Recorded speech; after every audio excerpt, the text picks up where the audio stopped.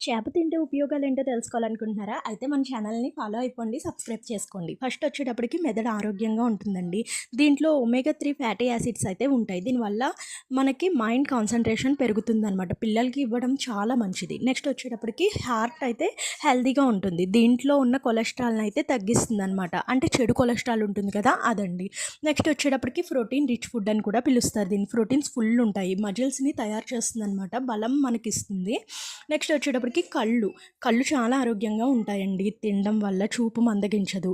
ఇందులో vitamin D కూడా ఉంటుంది. స్కిన్ గ్లో ఇస్తుంది. నెక్స్ట్ వచ్చేటప్పటికి శరీరంలో వాపు నొప్పులు ఉంటాయి కదండి, అవి అస్సలు ఉండవన్నమాట. నెక్స్ట్ టెన్షన్ స్ట్రెస్ని కూడా బాగా తగ్గిస్తుంది.